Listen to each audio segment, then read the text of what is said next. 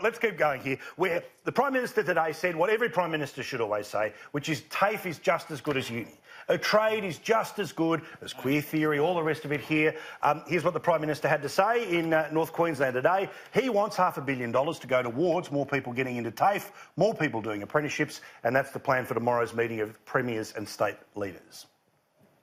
But my message to those young people, or those who are elsewhere engaged in the technical education system, is TAFE's as good as uni.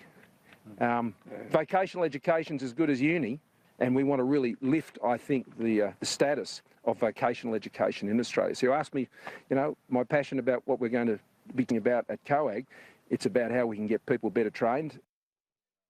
Now, Bronwyn, I gave these numbers at the start of the show. About 400 and something thousand apprenticeships is what we used to have. It's now down to about 250,000. Huge problem. Australia's getting bigger, more stuff to build, more stuff to fix. We have to change. It's good to hear the Prime Minister say it. Look, if you're smart enough to go to uni, good luck to you. Good luck to you, OK? But you're going to earn way more money picking up a freaking hammer, getting your hands dirty as a plumber. Sure, it'll be crap for the first couple of years because literally first, second, third year of apprenticeship wages are garbage. But slowly but surely, you're going to make way more in the long run. Trade is the future. There's a major thing that has to be addressed before you'll see the numbers rise for apprenticeships. And that is that a cap has to be put back on the number of students allowed to go to university. And until that cap was removed by Julia Gillard with the whole intent of sending people into university, and it was not removed by Tony Abbott when Christopher Pyne was the Education Minister. But one thing that will happen is if you remove the cap, you will suddenly see how dependent the universities are on foreign students, because the number of local students will fall dramatically, and suddenly you will see that our universities are being there for overseas students, not our own students. Well, so it's a major dilemma that has to be addressed. But until it is, you can put the money back into TAFE, but until you get rid of that cap, you will not see the change. James, do you think more people should take on a trade? How do we get them to do it?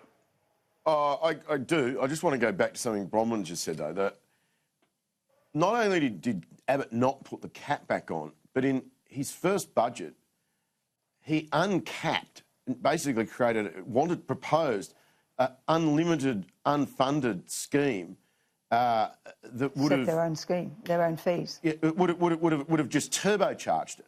And it was, they thought it was very clever because these would have been, it was basically an uncapped loan scheme. These loans would have sat on the budget as an asset, not a debt. They never would have been paid back.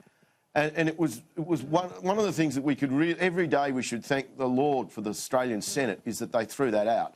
That would have made it infinitely worse. It was Pyne's biggest disaster in his career that they tried to get away with that. But going back to apprenticeships, of course we want more apprentices. And you know, Shorten went on and on and on about this a lot. No one listened to him. He kept, when he was leader of the opposition, that the number of apprenticeships had tanked since this government came into office. Anything we can do to get them back up is a good thing, surely. Well, and that's clearly where Scott Morrison wants to go in the next little while. Look, obviously, you're part of the university sector, Nicholas, no doubt you're going to advocate for it. No, I'm not saying shut it down, get rid of it, all the rest of it here, but would you not agree the numbers say that there is an unnecessary drop in the number of people getting an apprenticeship, learning an apprenticeship, because there's only going to be more of us, there's only going to be more wires to hang up and more houses to be built? Yeah, no, I could not agree with you more wholesomely or full-heartedly on this, Paul. Like there are a number of people doing apprenticeships and traineeships in Australia is at a 10-year low. At the same time, there has never been such high demand for skilled workers in this country. And that has happened on the watch of the Liberal and National government. Remember, this mob went to the last election without a policy on trainees and apprentices.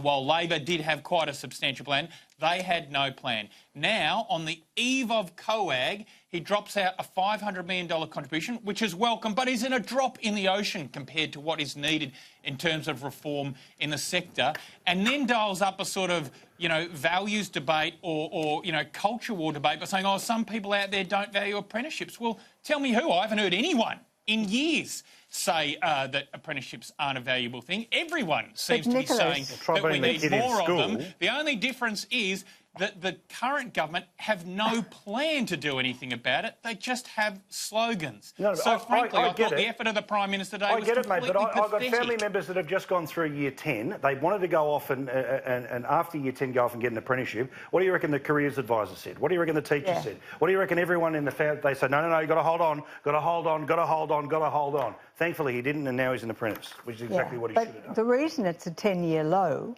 is because the cap was removed 10 years ago under Gillard. Right, I've got to take a break. Until you put that cap back, it won't work.